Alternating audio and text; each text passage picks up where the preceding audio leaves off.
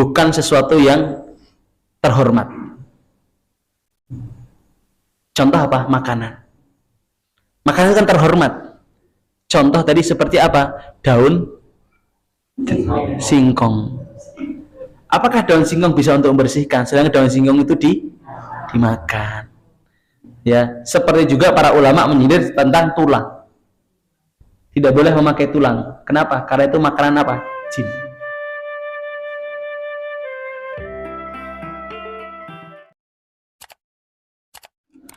Bismillahirrahmanirrahim. Assalamualaikum warahmatullahi wabarakatuh.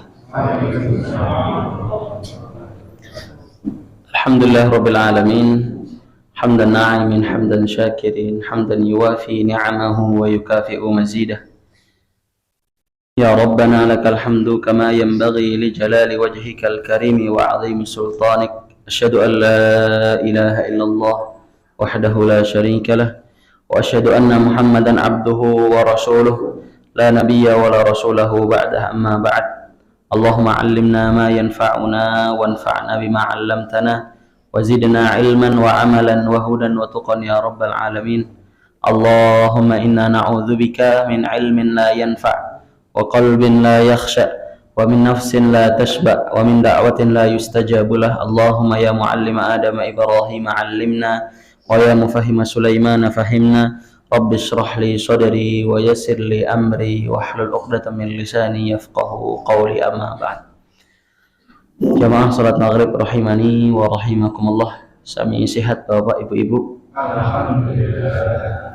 Alhamdulillah, puji syukur kehadirat Allah Subhanahu wa taala atas limpahan rahmat dan hidayahnya sehingga Allah mengizinkan kita kembali untuk kembali duduk di majelis ilmu yang semoga dan senantiasa dirahmati dan diberkahi oleh Allah Subhanahu wa taala.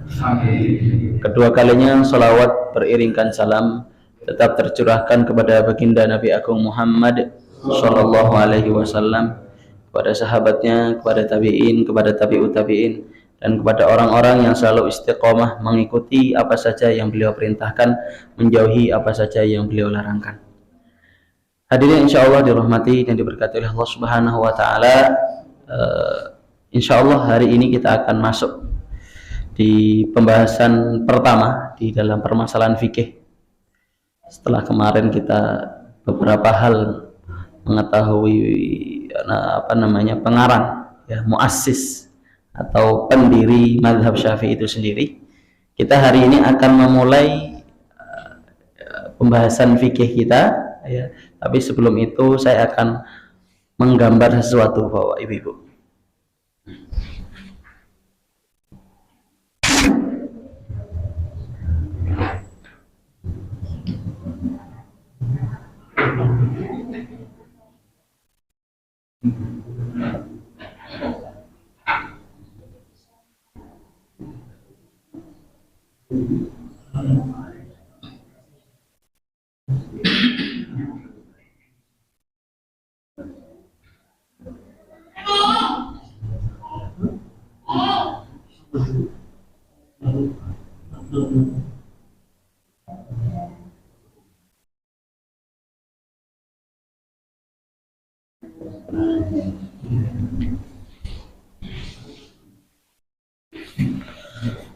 Bapak Ibu-ibu yang insyaallah dirahmati dan diberkati Allah Subhanahu wa taala, sebelum kita mengawali pembahasan kita, Bapak Ibu-ibu perlu mengetahui suatu hal, bahwasanya fikih secara umum itu hanya terbagi jadi 4, Pak.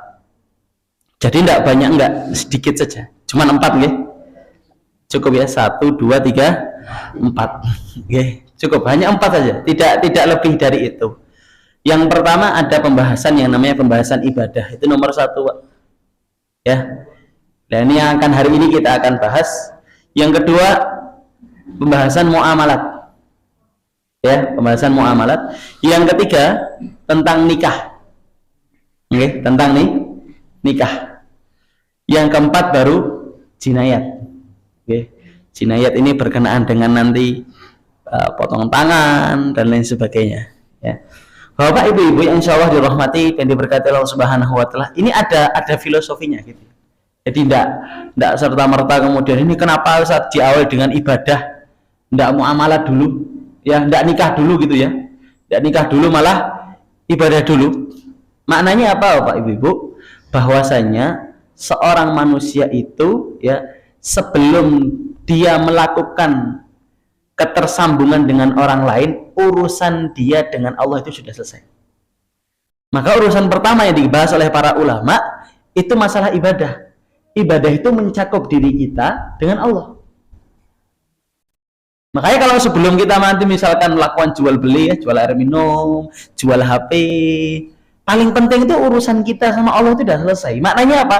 Kita tahu cara sholat, kita tahu cara toharoh, kita tahu cara zakat, kita tahu cara puasa, kita tahu cara haji. Maka ketika kita urusan sama Allah itu sudah selesai, barulah berurusan dengan manusia, yang dimana ulama fikih menyebutnya dengan babul muamalat. Bab muamalat. Maka nanti ketika memiliki ketersangkutan dengan manusia, itu tidak ada lagi namanya permasalahan. Kenapa? Urusan sama Allah sudah selesai, kemudian sama manusia dia juga sudah belajar tentang pembahasan muamalat. Nanti setelah itu ketika sudah antar manusia yang sudah baik, barulah masuk ke pembahasan nikah. Yang jadi masalah hari ini kita ibadah sama Allah belum benar, ibadah hubungan antar manusianya belum benar, pengen nikah. Padahal nikah ada nomor 3 Pak. Ya, ada nikah, ada tolak, ada khulu, ada nafkah.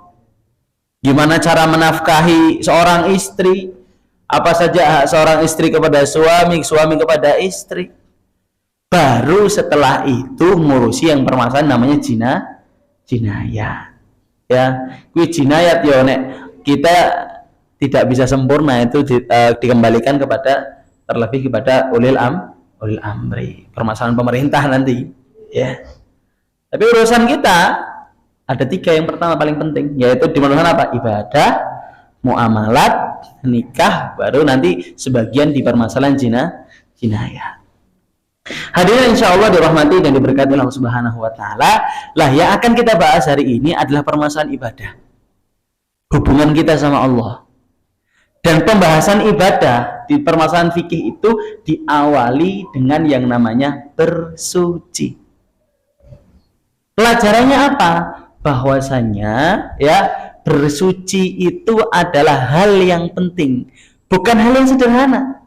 Bahkan kata Rasulullah sallallahu alaihi wasallam bersabda, ya, la salata bi ghairi tuhurin wala shadaqatan min ghulul.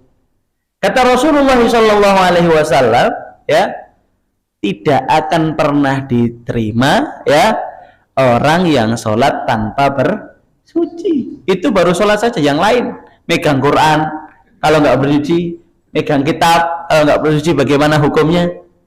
Ya kan, makanya kadang-kadang ya bersuci itu kadang-kadang penting Pak. Ya, dulu bahkan para ulama itu diceritakan ada salah satu ulama yang dimana kalau mau ngaji kitab, ya itu nggak pernah mau kalau nggak dalam keadaan suci. Sebagian ulama mengatakan ya ada seorang ulama yang dimana di malam harinya itu bolak-balik ke kamar mandi itu lebih dari 10 kali.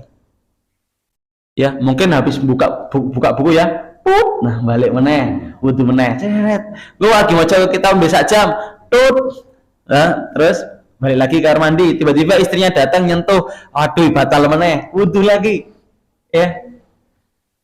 Karena para ulama pengen ketika menghadap sesuatu yang baik itu dalam keadaan ya baik, ya. Makanya nanti Pak ada namanya toharoh itu kalau kita bahas lebih dalam lebih keren Pak. Jadi kalau toharoh itu nggak sebatas bersuci, enggak. Kalau lebih dalam, kalau jenengan perhatikan, toharoh itu lebih seperti mengangkat sebuah status. Ketika kita misalkan contohnya Pak, kita buang air, kan najis ya. Yang kita buang kan berarti kan air kencingnya najis. Kan kemudian kita punya status. Status kita apa? Hadas, dalam keadaan tidak suci. Ya, toharoh lah yang mengangkat status kita. Kan tidak sederhana itu artinya kan pembahasan toharoh. Ya, kalau bahasanya, makanya toharoh itu hal yang penting sekali. Tidak sebatas wah toharoh mana Ustaz, aku bisa cewek Pak. Ya, kur cewek ya aku iso aja nih. Ya. Kalau cuman untuk cewek untuk apa sih tidak bisa. Bapak ibu-ibu yang insya Allah dirahmati dan diberkati Allah Subhanahu Wa Taala. Toharoh ini sangat penting, makanya mari kita belajar bersama ya. Bukan berarti jenengan harus mengetahui semuanya, tidak. Sebelum-sebelumnya sudah kami sampaikan bahwa saya tidak harus jenengan itu mengetahui seluruh permasalahan ini. Cukup ketahui permasalahan-permasalahan yang menurut jenengan itu penting bagi diri jenengan. Atau sesuai dengan kondisi jenengan. Kalau seandainya ada penjelasan dari kami yang dimana itu tidak sesuai dengan kondisi jenengan, tidak usah diapalke. Ya, itu hukumnya fardu kifayah. Tapi kalau sesuai dengan kondisi jenengan nggak jadi fardu ain. Atas niku. Jadi monggo lah, kalau sesuai dengan jenengan ambil. Kalau tidak usah diambil, bahkan tidak usah dihafal. Ya, makanya ibu-ibu contoh sering kami sampaikan bahwa misalkan ada permasalahan haid. Ustadz, haid itu pusing sekali Ustadz. Ya pusing sekali memang haid. Ya, salah satu permasalahan fikih yang paling sulit kan permasalahan haid. Dan Ustadz, apakah kita harus mengetahui secara keseluruhan Ustadz permasalahan haid? Tidak. Cukup ketahui kondisinya ibu masing-masing. Biar nggak susah, misalkan kondisinya ibu kalau keluar darahnya warnanya merah. Sifatnya misalkan kental. Kemudian keluarnya 7 hari.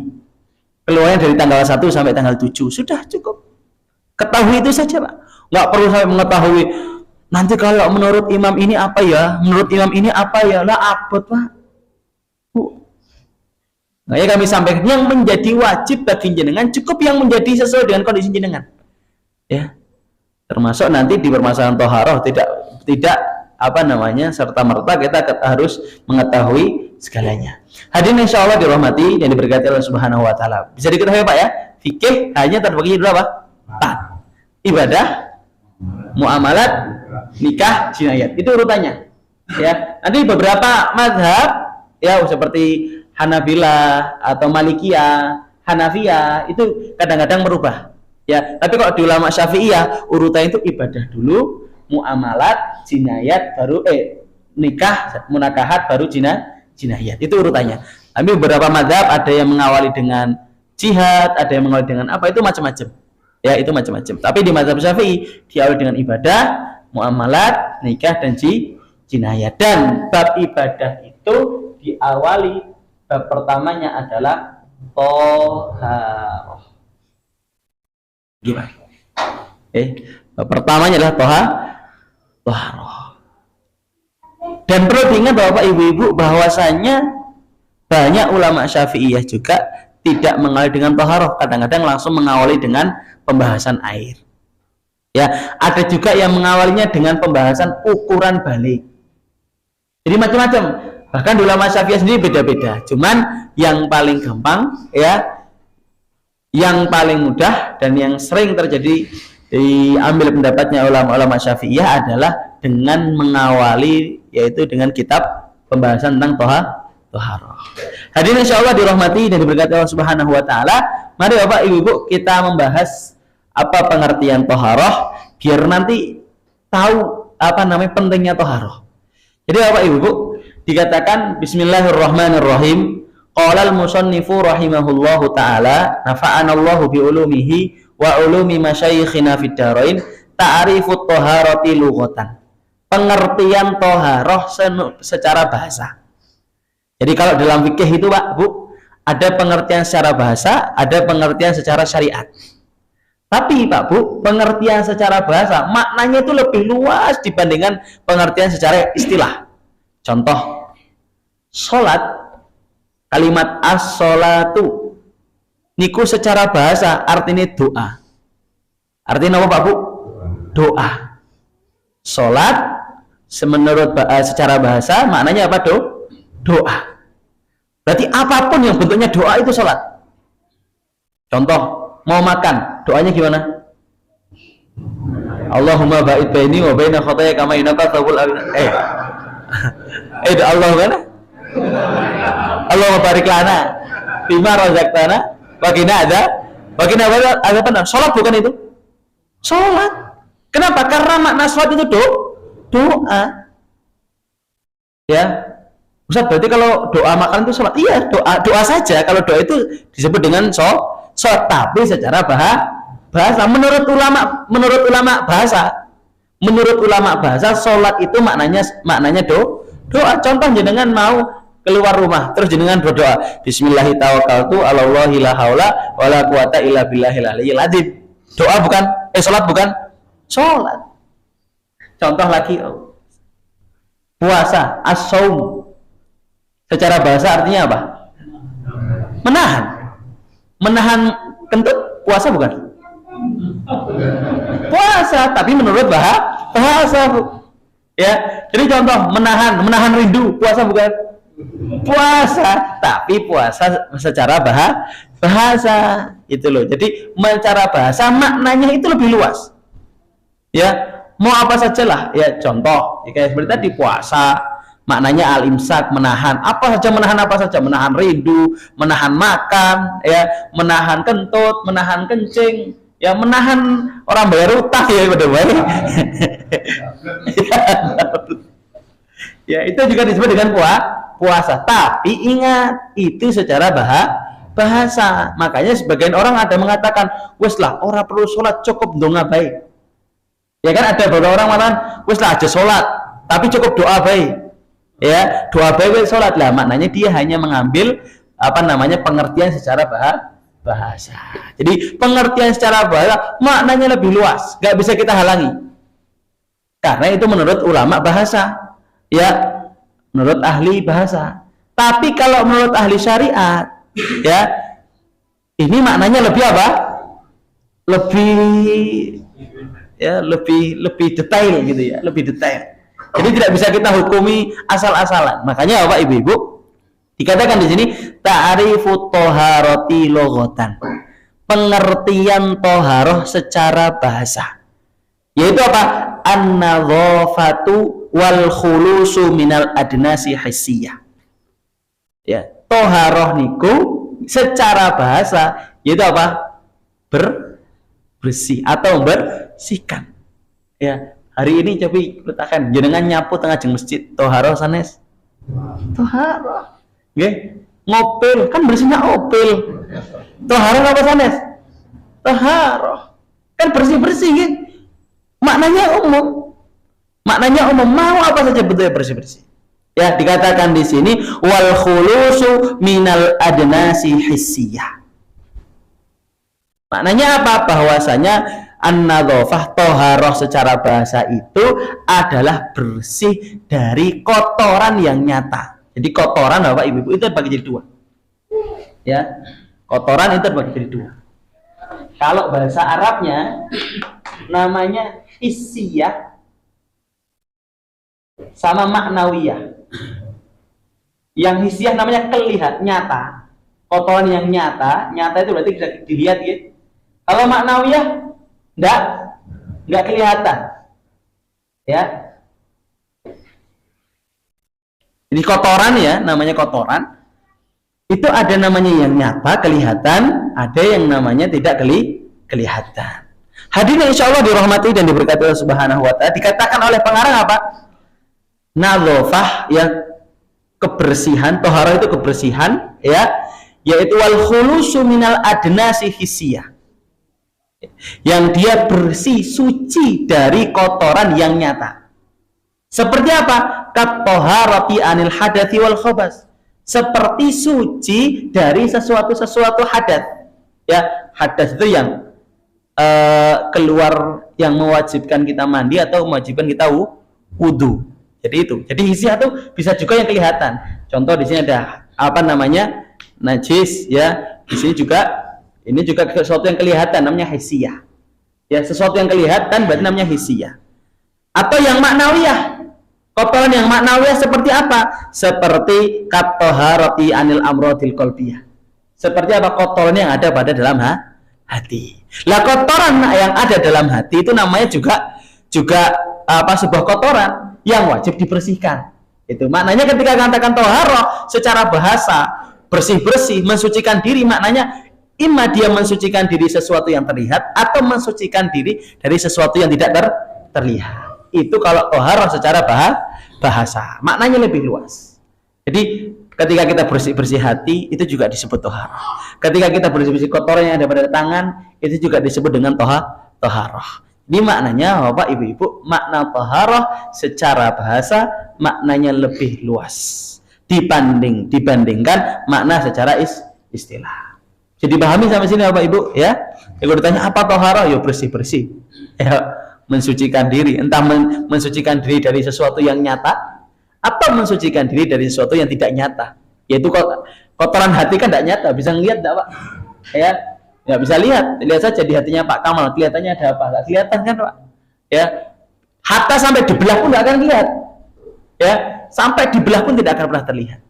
Itulah kotoran yang tidak nyata, tapi tetap wajib kita untuk membersihkan. Seperti apa kotoran? Seperti ujub, seperti riya, ya, seperti hasad, tidak bisa dilihat. Bahkan sampai ketika kita buka hatinya pun tidak akan terlihat. Makanya lucu kalau ada orang menghukumi manusia dia hasad, menghukumi manusia dia riya. Pertanyaan jenengan bisa lihat apa enggak? Ya, tapi perilakunya lah, jadi kan bisa memperilaku ya, monggo perilaku nek jebulat ini orang. Saya dosa siapa akhirnya?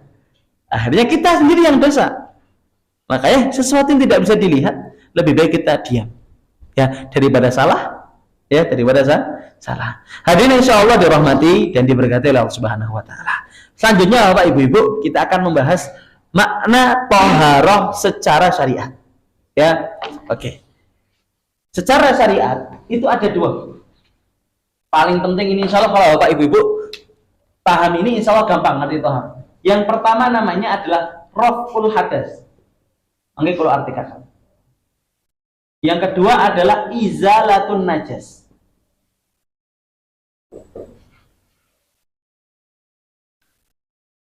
Dikatakan oleh para ulama wa syar'an, menurut syariat toharoh niku raf'u hadatsin au izalatu najisin. Ya, au izalatu najisin, yaitu mengangkat hadas. Mengangkat hadas. Mengangkat status, Pak. Mengangkat status, bukan mengangkat najis, mengangkat hadas. Contoh gini, Pak. Ini manusia, Pak, contoh ya. Ini ada manusia misalnya. Saya mau Bapak Ibu-ibu bayangkan ya, mau bayangkan sesuatu ya Pak ya.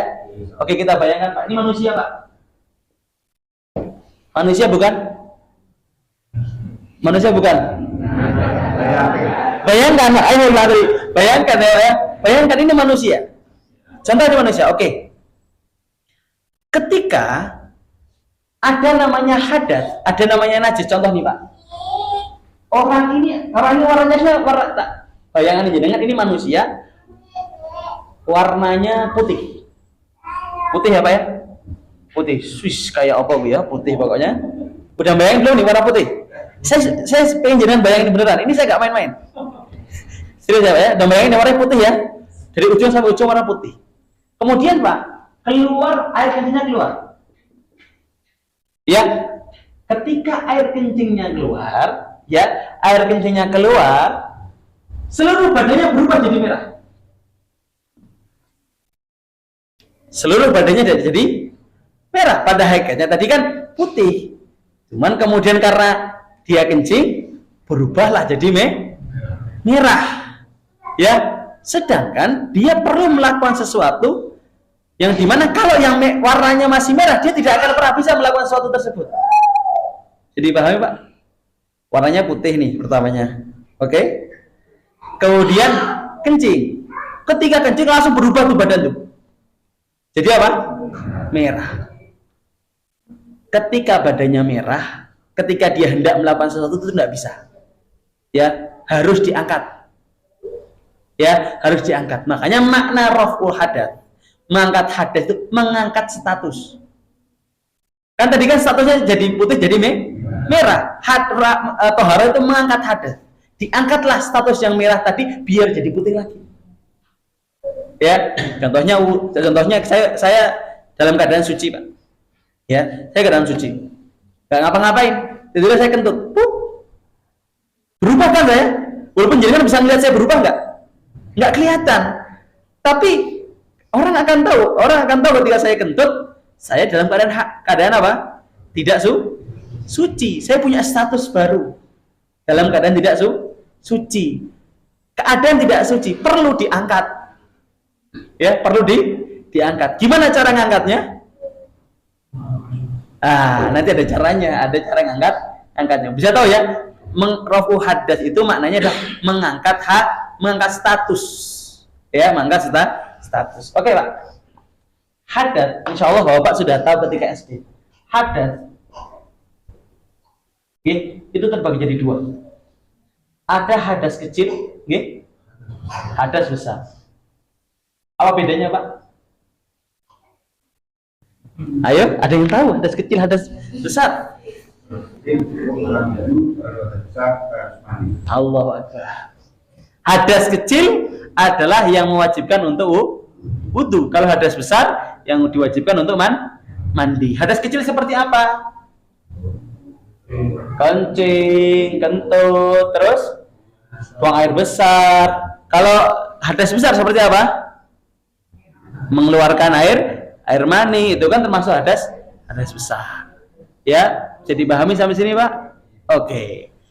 Gini, Pak, gambarannya. Orang yang kena hadas itu kan punya status baru. Ya, makanya maknanya toharoh itulah mengangkat status orang tadi. Ya, kalau hadas kecil itu dengan wudu, kalau hadas besar itu dengan ya, namanya toharoh itu yang pertama mengangkat status orang. Yang tadinya suci kemudian tidak suci, diangkatlah biar jadi suci lagi. Itulah yang disebut dengan toharoh. Itu pengertian yang pertama. Makanya ulama di sini mengatakan raf'u hadatsin au izalatu najasin. Ya, mengangkat hadat atau menghilangkan najis. Maka setelah ini akan kita bahas masalah najis. Jadi yang pertama adalah mengangkat hadat, mengangkat status yang tadinya apa? Tidak suci, yang suci kemudian tidak suci, kemudian biar jadi suci lagi. Itu yang dimaksud dengan rafu hadat. Yang kedua, Pak. Ya, yang kedua adalah izalatun najas. Izalatun najas adalah menghilangkan najis,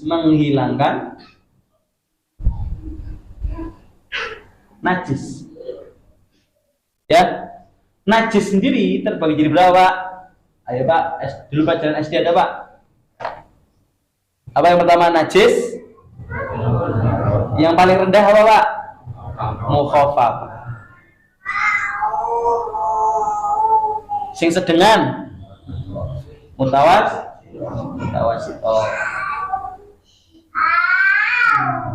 Yang ketiga, yang paling tinggi apa, Pak? Mughal. Tulisannya ngono pokoknya. Ya. Oke, yang kedua, Pak, dikatakan oleh Imam An-Nawawi rahimahullahu taala, karena ini pengertiannya Imam Nawawi, disampaikan toharoh niku raf'u hadat, mengangkat hadat. Ya. Yang kedua, mengangkat hadas ini dengan wudu atau dengan mandi, tergantung hadasnya, hadas besar atau hadas kecil. Yang kedua adalah menghilangkan najis. Menghilangkan najis, entah najisnya bentuknya najis mukhaffafah, mutawasitoh atau mughalladhah. Najis mukhaffafah itu seperti apa? Air kencingnya bayi, laki-laki perempuan? Perempuan. Apa laki-laki, Pak? Laki-laki. Itu sudah anak burung ini. Laki. Umur berapa? Ketika belum makan apa-apa. Ya. Itu najis mukhaffafah. Cara menghilangkannya bagaimana? Diperes riye najise baru diciprati. Itu kalau najis mukhaffafah. Najis mukhaffafah itu cuma satu tok, Pak. Air kencing anak laki-laki yang belum makan apa-apa. Ya, itu baru minum ASI tok. Ya. Yang mutawasitoh tak akhirkan. Ya mughalladoh. Kalau jenengan tahu mutawasitoh sama mughalladoh, insyaallah tahu semua najis. Ya, yang mughalladoh itu najis yang memiliki ketersangkutan dengan anjing dan babi. Mau bulunya lah, mau kencingnya, air liurnya, itu namanya najis mughalladoh. Cara membersihkannya pripun? 7 kali nih pripun? 7 kali ya piye? Ya, caranya macam-macam. Ada yang pakai pasirnya dulu baru digigit 7 kali, ada yang apa? 7 kali dulu baru pasir. Ya, nanti ada caranya sendiri. Mutawasitoh selain keduanya. Najis apapun itu selain yang berkenaan dengan anjing dan babi atau air kencing bayi laki-laki yang belum makan apa-apa, selain itu berarti najis mutawasitoh. Kotoran, misalkan kotoran manusia, apapun itulah, air kencing apapun itu, ya itu juga disebut dengan najis mutawasitoh. Jadi gampang, najis mutawasitoh itu yang paling banyak dibandingkan najis mughalladoh dan najis mukhaffafah. Lah, Bapak Ibu-ibu, maka kita bisa ketahui bahwasanya pengertian toharoh itu mengangkat hadas atau menghilangkan najis, atau bukan dan, ya, atau menghilangkan najis. Karena bisa jadi toharoh itu hanya sebatas kita membersihkan. Contoh nih, kita kencing, Pak.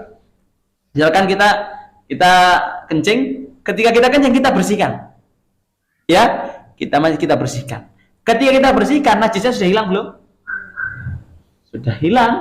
Najisnya sudah hilang. Tapi status kita belum hilang. Gimana cara menghilangkannya? Wudu. Nah, itu, Pak. Jadi ketahui ya, Pak ya. Sama contoh misalkan orang mandi, orang jima, berhubungan suami istri, ya. Mungkin bahkan nggak najis ya, mani itu nggak najis, Pak. Ya, mani itu nggak najis. Jadi contoh yang lain lah, madhi, Pak. Madhi. Tahu madhi, wadi, Pak? Ada namanya madhi, ada namanya wadi, ada namanya mani. Jadi ada 3 ini yang beda-beda semua, Pak. Ya, madhi, wadi, mani. Nanti insya Allah akan ketemu. Ya, madhi, wadi, mani. Ya, contoh wadi. Contoh orang yang lagi biasanya kalau sebelum berhubungan suami istri, Pak, biasanya keluar cairan itu. Cairan yang keluar itu najis. Ya, contoh nih, Pak, kan najis nih, Pak. Kemudian kita bersihkan, suci nggak? Jadi bersih apa nggak? Najisnya masih ada nggak? Kan udah dibersihkan, udah hilang. Tapi status kita masih ada. Gimana caranya? Ya, kalau melanjutkan hubungan suami istri berarti harus mandi. Kalau nggak berarti cuman wudu. Selesai. Tahu ya, Pak, makna tohara ya, Pak ya.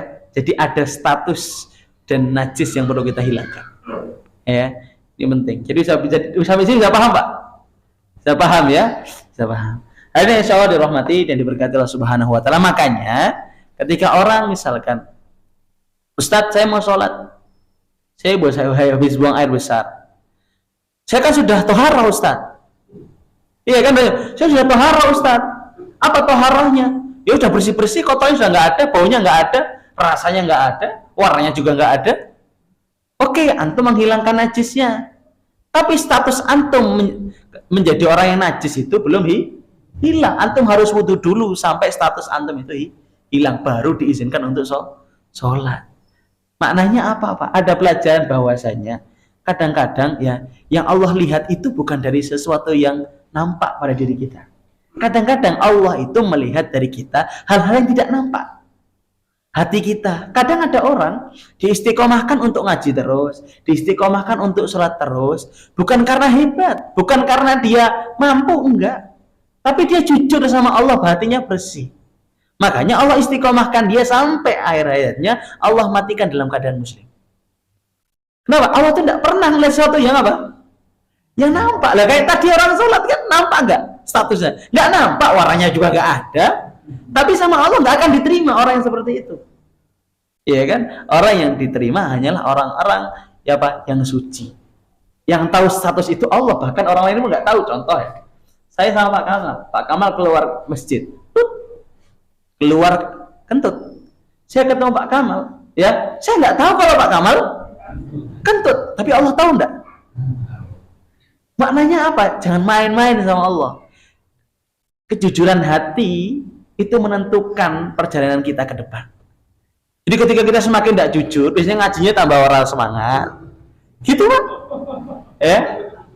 Maka dikatakan di dalam sebuah syair di sebuah syair di Ta'limul Muta'alim dikatakan likulli sya'wil ula harakatu walakin azizun fir rijali tsabatu. Contohnya, setiap orang itu pengen menggapai setiap apa yang ia harapkan. Tapi hanya orang-orang yang jujur yang akan bertahan sampai ia mendapatkan harapan yang ia cita-citakan. Sama Pak, kalau saya jenengan mengharapkan surga. Hanya orang-orang yang jujur yang akan mendapatkan surganya Allah Subhanahu wa taala. Orang yang tidak jujur akan preteli nanti. Ya, umur 50 tahun, 60 tahun, naudzubillah min dzalik ya, malah melakukan kemaksiatan. Ini naudzubillah min dzalik. Malah kemudian mati dalam keadaan su'ul khatimah. Jangan sampai, Pak. Maka hadirin insya Allah dirahmati dan diberkati Allah Subhanahu wa taala. Pelajarannya tadi adalah ketika kita membahas toharoh adalah Allah Maha melihat. Allah menerima hati-hati yang jujur.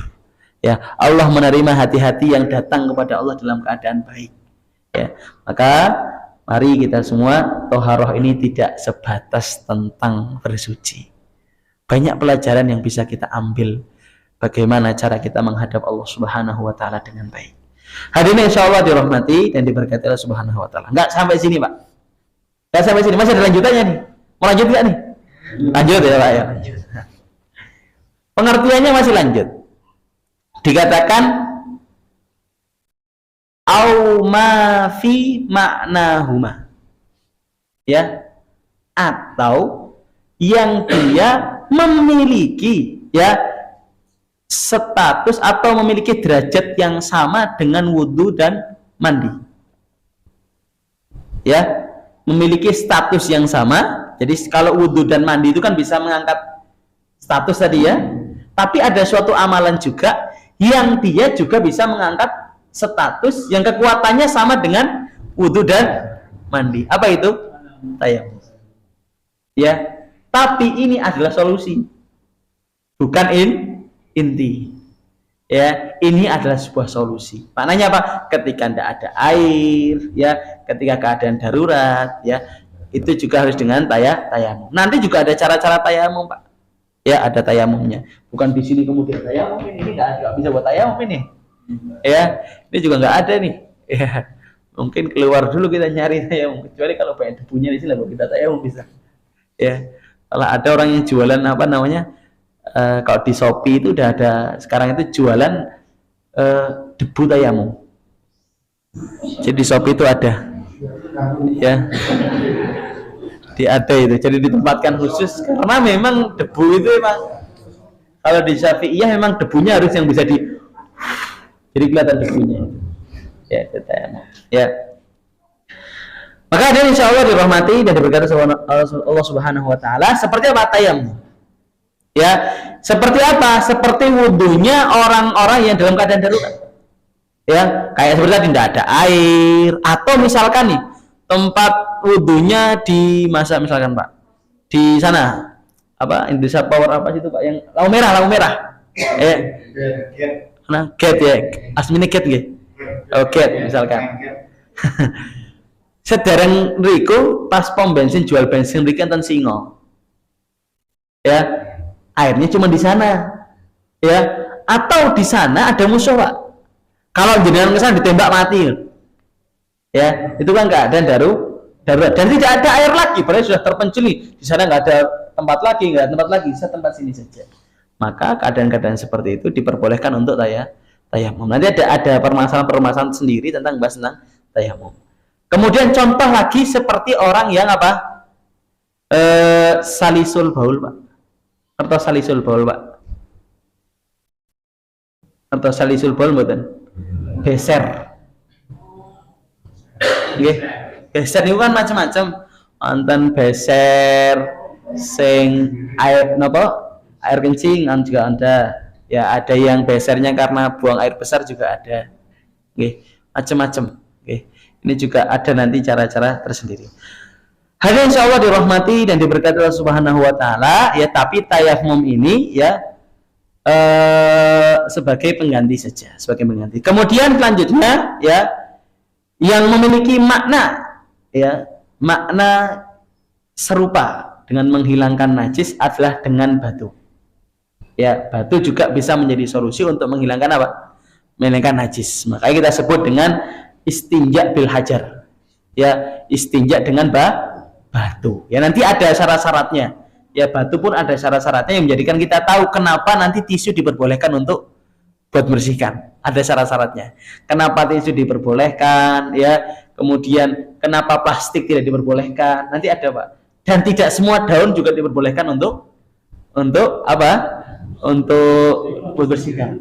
Ya, nanti ada ukuran-ukurannya yang menjadikan jenengan tahu. Ojo pas lagi renek banyu wis daun mana saja. Kan daun kan macam-macam, Mbak ya. Ya, ono daun sing kaya ya. Daun singkong. Nah, nanti juga ada pembahasannya apakah daun singkong boleh atau tidak. Ya, ada pembahasannya daun singkong boleh atau tidak. Ini biar kita tahu, oh iya, ojo engko lagi belet neng kebon, wah ana daun singkong tok tak lapi. Nek ora enek singkong tok, nggo singkong tak lapi ngono. Ya. Pada ana balung ning ngarepe nggo balung wae ngono. Ini ada apa nih? Ada pengertiannya. Hadirin insyaallah dirahmati dan diberkati oleh Allah Subhanahu wa taala ya. Jadi ini adalah gambaran kita ya secara gampangnya untuk Bapak Ibu untuk memahami secara gampang apa itu thaharah. Ya, apa itu thaharah. Maka selanjutnya kita akan membahas Pak yaitu tentang maqasidut thaharah. Tadi kan pengertian thaharah sudah. Selanjutnya adalah maksud dari thaharah. Ya, maksud dari thaharah. Gampang, Pak. Ya. Maksud dari thaharah niku wonten sekawan. Sing pertama niku wudu, nomor kalih niku mandi, nomor 3 niku tayamum, nomor sekawan niku menghilangkan najis. Niku maksud thaharah. Mpun maksud thaharah ya iso wudu, adus, terus napa tayamum, kali menghilangkan najis itu dah thaharah itu cuma 4 itu. Ya, jadi enggak usah bingung-bingung. Lah, yang lebih penting lagi setelah kita tahu maksud thaharah, yang keempat adalah wasailut thaharah. Ya, alat untuk berthaharah atau wasilah untuk berthaharah. Yang pertama ada namanya air. Nanti akan kita bahas satu-satu. Kalau ini selesai berarti minggu depan bahas air dulu, nanti tanah dulu, kemudian tanah, kemudian samak, kemudian batu. Yang pertama adalah air. Ya, yang kedua adalah tanah. Yang ketiga adalah batu. Yang keempat adalah samak. Pernah tahu samak, Pak? Nanti kita jelaskan.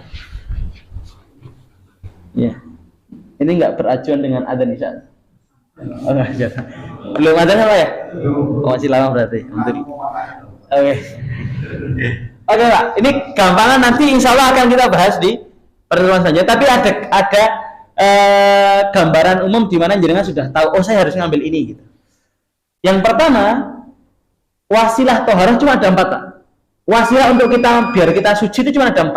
Ya, yang pertama ada dengan air. Nah, airnya ada syaratnya, dikatakan air yang seperti apa? Idza kana tahuron mutlakon. Kalau airnya itu suci secara mutlak, artinya suci dan mensucikan. Nanti kan ada pembahasannya yang lebih itu kalau pertemuan besok kita akan membahas tentang air mana saja yang suci mensucikan, air yang suci tapi tidak mensucikan, air yang suci tapi makruh untuk digunakan, mana air yang najis. Nah, itu pembahasannya. Tapi kalau hari ini kita sudah bisa tahu apa yang mau kita pakai, air mutlak, selesai. Apa itu air mutlak? Air mutlak itu air yang suci dan mensucikan. Ya, ada berapa? Ada 7. Ya, ada 7. Gampang. Yang muncul dari bumi, turun dari langit. Selesai. Itu namanya air mutlak. Jadi rasa bingung-bingung saat ini Bapak Ibu-ibu, nek meh membersihkan mau thaharah aja nggo jus jeruk. Ini bahaya. Pokoknya pikirin apa cara untuk bersihkan, jangan pakai teh dan termasuk jangan pakai sabun. Sabun itu lahir, Pak. Salah kalau ada orang kalau mau apa? Mau bersihkan sesuatu pakai sabun. Nanti dulu harus pakai air mutlak. Makanya kalau misalkan nyuci nih, Pak. Nyuci, ibu misalnya nyuci ya. Atau langsung dileboknya banyak sabun. Dia leboknya sabun jadi najis, Pak. Makanya dibersihkan dulu namanya dengan air mutlak. Kemudian mengatakan, tapi Ustadz sudah garing, sudah wangi. Wangi itu bukan ukuran bahwa itu suci. Ini penting lah. Ya. Oke, Bapak Ibu, bisa tahu ya? Yang kita gunakan untuk toharoh niku air mutlak. Oke, sanes air sabun. Air sabun itu nanti setelah najis itu bersih dengan air mutlak baru dengan sabun. Nah, itu urutannya. Ya, bukan langsung pakai air sabun. Ya, air sabun itu suci tapi tidak mensucikan. Ya, karena sudah bercampur sih. Air sabun dan air jeruk sama tidak? Sama, apa bedanya sih? Sekarang pertanyaan saya mau tanya, Pak, Bu. Ini air ya, Pak, Bu, ya? Sekalian saya tak bukain buat minum, Pak. Ya, contoh. Bismillah. Ini air. Tak masukin marimas. Ya, warnanya jadi apa, Pak? Mari masalah apa dulu? Jeruk. Ya, warna jeruk misalkan. Tadi warna jeruk. Tak boker ini warna jeruk. Warnanya kuning ya, Pak, ya? Pertanyaannya, pisahkan, Pak, antara marimasnya sama airnya. Isora air baru saja. Nggak kan bisa kan? Nggak mungkin. Dia yang memisahkan nih. Marimasnya juga, banyunya terus bening mana? Anggal gitu, Bu, ya? Nah, ya kecuali kalau dengan apa itu, kalau ada alat-alat yang ya kalau ada gitu kan. Oh alah, sama dengan air sabun. Ini air, masukin sabun, bisa nggak dengan memisahkan antara sabunnya dengan airnya? Bisa. Ya, sama seperti air teh, kemudian air apalah yang lain sebagainya. Jadi pahami Pak Bu, ya? Ya, makanya ada air yang suci tapi tidak mensucikan, seperti tadi air sabun. Nanti ada pembahasannya sendiri ya, Pak, ya. Ya, tapi intinya kita sudah tahu kalau mau buat bersuci, mau toharoh itu harus dengan air mutlak. Air mutlak itu ada 7. Ya, nanti kita akan sebutkan di pembahasan besok, pas banget ini minggu depan. Pas pembahasan tentang air. Oke, pas tentang air. Ya ada 7. Ya ada besok aja lah, Pak, ya. Biar penasaran. Oke, yang kedua, Pak. Yang kedua adalah tanah. Jadi setelah air, ya ini bukan avatar, gitu. Ada air. Yang kedua tanah. Air tanah. Yang kedua adalah tanah. Yang pertama tanahnya harus yang suci dan mensucikan. Emang onten tanah itu yang suci tapi tidak mensucikan?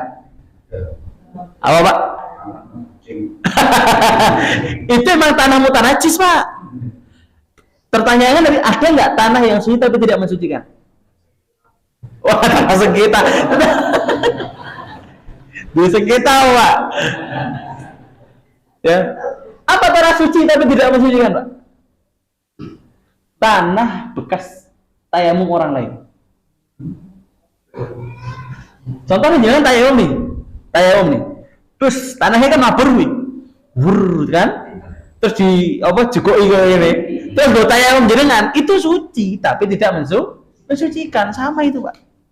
Ya. Namanya tanah mustakmal itu. Jadi ada tanah yang suci tapi tidak mensucikan. Tapi disebutkan apa tanah yang kita pakai nanti. Kalau air kan sudah jelas, air mutlak ya untuk toharoh. Kalau tanah apa? Tohir, suci. Mutahhir.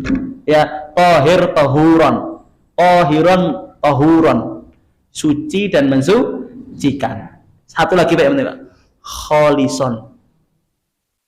Kholison itu apa?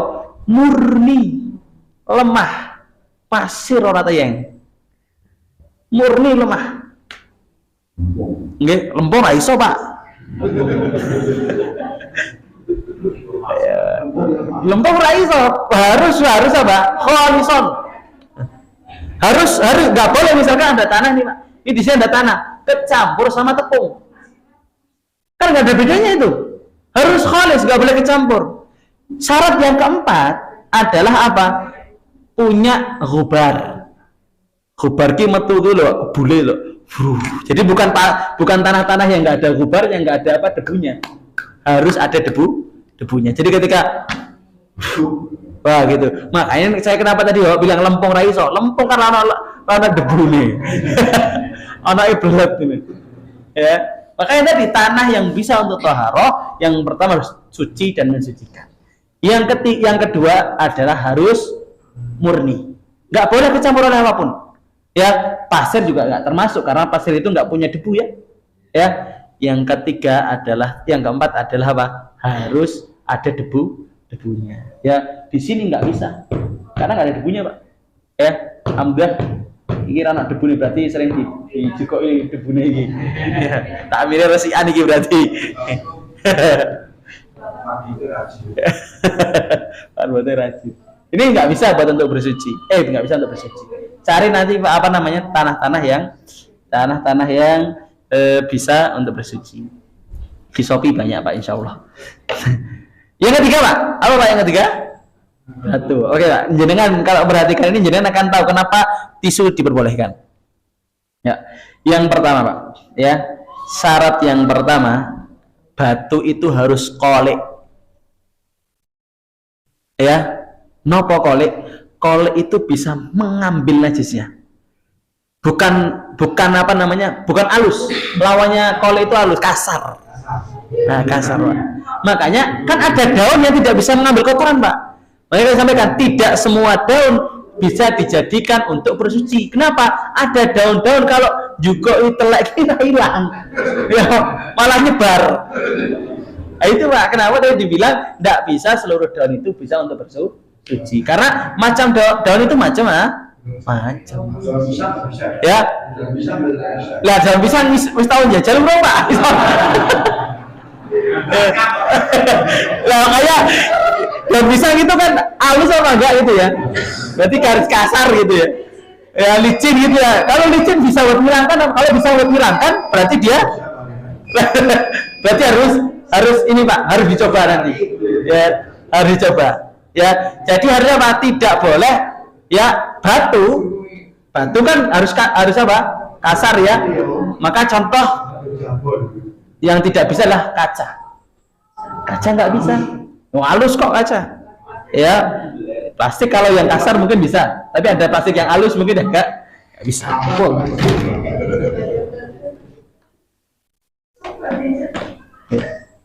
Kemudian apa ibu-ibu?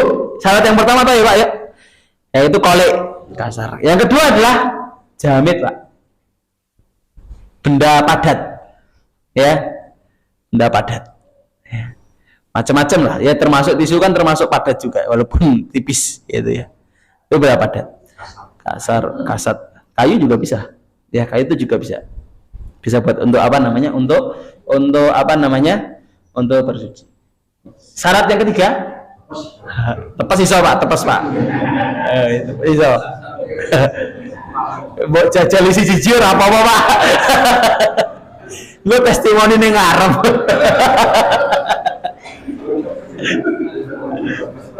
Ya. Kemudian yang ketiga, suci. Kalau barang yang tidak suci tidak bisa untuk taharah. Yang terakhir Bapak Ibu-ibu, bukan sesuatu yang terhormat. Contoh apa? Makanan. Makanan itu kan terhormat. Contoh tadi seperti apa? Daun singkong. Apakah daun singkong bisa untuk membersihkan? Sedangkan daun singkong itu dimakan. Ya, seperti juga para ulama menyindir tentang tulang. Tidak boleh memakai tulang. Kenapa? Karena itu makanan apa? Jin. Ya. Wah, itu Masya Allah. Jadi termasuk tisu tidak apa-apa. Ya karena bukan sesuatu yang terhormat ya. Termasuk misalkan jenengan dengan kertas atau buku pengetahuan untuk membersihkan. Itu tidak boleh ya. Tapi ini memang beberapa ulama itu dulu karena memang dulu ya Pak, ini bukan cerita sekarang ya Pak ya. Dulu itu ada ulama yang berselisih tentang ilmu mantik, ya ilmu mantik. Makanya dulu beberapa ulama karena ilmu mantik ini beberapa ulama menghukumi sampai haram, ada yang menghukumi tidak haram, ya. Ada yang menghukumi bahwa tidak boleh belajar ilmu mantik. Makanya beberapa ulama mengatakan tidak apa-apa, ya, beristinja dengan apa? Dengan buku mantik. Tapi ini dulu cerita karena saking bersengketanya antar ulama. Karena tidak semua ulama, bahkan ulama Syafi'iyah pun ya tidak tidak memperbolehkan untuk belajar ilmu mantik. Seperti Imam Nawawi juga tidak mengiyakan.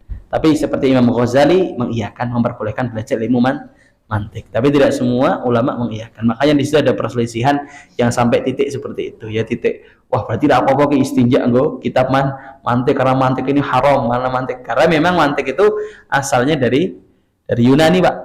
Ya, dari Yunani gitu, dari Yunani. Ini emang yang pendirinya adalah orang agamanya bukan muslim. Makanya disitulah para ulama berselisih pendapat sampai di titik wis rapopo nek nggo kitab mantik nggo istinja nggak apa-apa gitu. Tapi itu kan ulama ya, tapi jangan kita ambillah karena beberapa ulama juga akhirnya memperbolehkan untuk belajar ilmu mantik. Hadirin insya Allah dirahmati dan diberkati Allah Subhanahu wa taala. Jadi pelajaran hari ini kita ketahui pengertian ya, kemudian maksud toharoh sendiri. Jadi pengertian sudah tahu ya, gampangnya adalah mengangkat hadas dan menghilangkan najis. Ya, entah nanti dengan cara-caranya masing-masing. Ya. Kemudian yang kedua, maksud dari toharoh itu ada 4, ada wudhu, ada mandi, ada apa tadi Pak? Tayamum, ada satu lagi tadi apa? Menghilangkan najis, izalatun najasah. Yang ketiga, pembahasan tentang wasilah untuk toharoh atau alat untuk toharoh. Ya, itu ada apa? Ada air, ada apa? Tanah, ada batu. Yang terakhir Pak, lupa saya, samak. Samak itu apa? Samak itu gini Pak, seperti apa ya? Misalkan jenengan mau menggunakan kulit. Samak itu kayak mensamak kulit. Contoh jenengan mau buat tas dari buaya misalkan, apa sabuk dari ular gitu kan, atau bedukan dari sapi gitu kan. Nah, itu harus disamak dulu. Disamak itu apa? Dihilangkan sisa-sisa darah atau sisa-sisa yang masih najis dari itu. Lah caranya adalah dengan disamak. Dulu para orang-orang terdahulu kalau menyamak biar najis-najis yang ada di kulit hilang agar bisa dipakai, itu menggunakan kotoran merpati, Pak. Karena kotoran merpati menurut orang-orang terdahulu, Pak, ya, itu panas. Ya, nanti dikasih kotoran merpati, dijemur, ya, habis itu mungkin diapakan juga wallahu alam gitu ya. Tapi dikutip di Matan Abi Suja itu, kita Fathul Qorib itu disampaikan dengan kotoran merpati. Karena kotoran merpati itu punya sifat panas. Akhirnya bisa menghilangkan sisa-sisa najis dari kulit tersebut, ya. Makanya karena kulit kan dalam keadaan najis, ya, sampai kulit sapi pun najis gitu kalau seandainya sudah batang dan lain sebagainya. Nah, kita mau pakai, maka nanti ketika hendak memakai harus harus disamak dulu. Cara nyamaknya seperti itu. Cuman kalau hari ini mungkin ada cara-cara baru mungkin ya. Iya, wallahu alam caranya seperti apa mungkin biar najis-najisnya. Tapi orang terdahulu itu dengan kotoran merpati. Nah, ini yang ketiga yang keempat adalah disamak. Itu untuk menghilangkan najis-najis atau seperti kulit ya, atau mungkin sungu misalkan ya, atau apanya gitu ya yang mau dipakai, atau buntut atau lain sebagainya ya. Biar untuk apa? Biar untuk mensucikan misalkan, biar bisa kita pakai. Hari insyaallah dirahmati dan diberkati Allah Subhanahu wa taala. Yang terakhir ya, insyaallah ada satu lagi, yaitu tentang ada masalah ijtihad dan awani. Insyaallah kita bahas di pertemuan yang akan datang. Pada intinya 3 hal itu sudah kita ketahui bersama, yaitu pengertian dari toharoh, kemudian maksud dari toharoh, kemudian wasilah atau alat untuk toharoh. Dan kita tahu kenapa tisu, kenapa tidak semua daun itu bisa kita pakai dan lain sebagainya, kita sudah tahu semua. Wallahu a'lam bishawab. Kami cukupkan sekian. Sebelum saya tutup, ada yang ditanyakan, Pak? Nggih.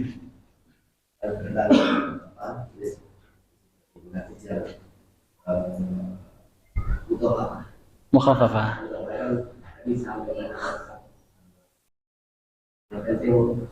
Nah, yang perempuan najis mutawasithah. Najis mutawasithah ya, maksudnya ke mutawasithah. Ya. Tapi dengan syarat emang belum makan, belum makan apa-apa, baru masih minum ASI ya. Ustaz, kalau minum obat gimana? Nanti ada permasalahan sendiri itu.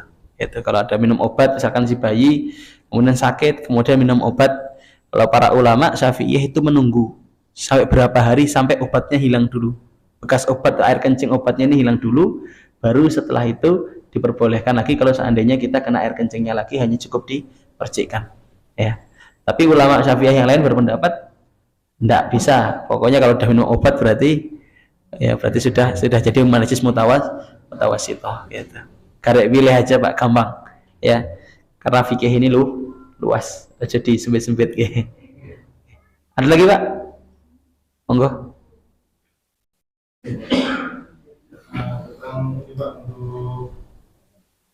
Benda yang membersihkan kita itu ada air batu.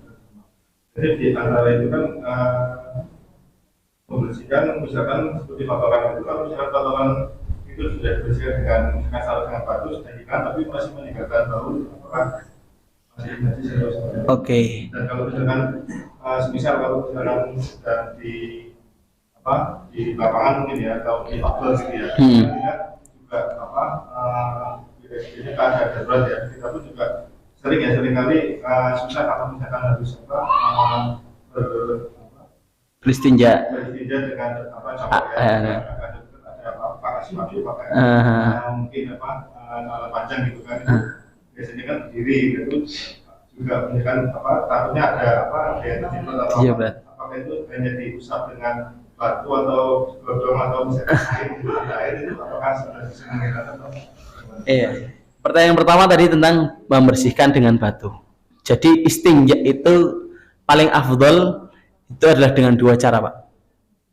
Cara yang pertama adalah membersihkan dengan batu dulu kemudian pakai air. Ya. Jadi cara yang paling gampang itu cara yang pertama adalah dengan air. Saya ulangi, yang pertama adalah dengan air istinja ya. Namanya istinja itu dengan air. Kemudian ya, yang kedua adalah menggabungkan air dan batu. Batu dulu kemudian air. Cuman kata para ulama, ngapain pakai batu kalau ada air? Ya. Kalau air itu kan memiliki kekuatan daripada batu. Kalau batu mungkin bisa menghilangkan warna dan rasa. Saya nggak pernah tahu rasanya kotoran itu kayak apa. Cuman ya, tapi nggak bisa menghilangkan bau. Ya, bau itu tidak bisa hilang. Ya, hilang dengan apa? Dengan air. Makanya kalau seandainya dalam keadaan misalkan tadi seperti di gunung ya, kemudian membersihkan dengan dengan batu, kalau bisa pakai air. Kalau tidak bisa ya, berarti itu masih dalam keadaan apa? Nah, kan batu ini dipakai dalam keadaan darurat. Ya. Batu dipakai tidak dalam keadaan darurat kecuali kalau seandainya ada air. Dalam arti misalkan kita di atas gunung, ada air, tapi kita pakai batu. Ya, maka kita harus pakai air lagi, nggak cukup dengan batu. Tapi kalau seandainya di gunung nggak ada air, adanya batu, ya sudah, berarti di situ batu sudah mencukupkan. Nah gitu.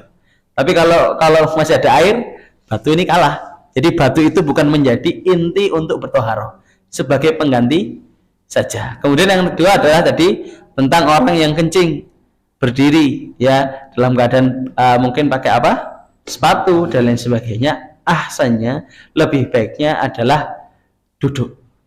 Kenapa? Karena kemungkinan untuk nyiprat itu besar sekali. Ya, nyiprat itu besar sekali. Makanya mungkin lebih baik untuk untuk duduk, tetapi pasti tidak bisa dihilangkan hanya dengan daun atau dengan misalnya nempel di celana ya, itu harus pakai air. Itu sudah najis. Mukhalafah mutawasithah atau mughalathah?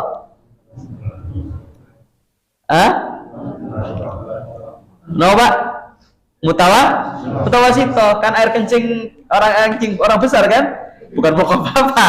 Wah, ada pokok apa? Nah, wae bendino kayak dipercike, Pak. Bahasa cawek malah. Ya. Ya, jadi itu gampang sekali. Jadi nanti kalau kita sudah membedakan, oh ya mukhalafah itu cuma satu tok, kencing bayi. Mughaladzah cuma satu tok yang berkenaan dengan anjing dan babi. Mutawasithah selain itu dari keduanya itu. Jadi kalau tanya air kencing manusia, mukhalafah mutawasithah mughaladzah. Mutawasithah udah. Kotoran manusia, mutawasithah. Lencong ayam, gitu. Dah gitu tak. Tiga mah enggak perlu. Mukhalafah. Lah mukhalafah kan cuma baik. Mughaladzah kan bukan anjing dan babi. Itu. Jadi batu digunakan dalam keadaan darurat. Batu ketika digunakan tidak dalam keadaan darurat maka diwajibkan dengan air. Itu. Wallahu a'lam bishawab. Itu. Ada lagi Pak? Terakhir Pak. Bu. Ya. Tidak ada? Kalau tidak ada, wallahu a'lam bishawab. Subhanakallahumma wa bihamdika asyhadu an la ilaha illa anta astaghfiruka wa atubu ilaik. Wassalamualaikum warahmatullahi wabarakatuh. Waalaikumsalam.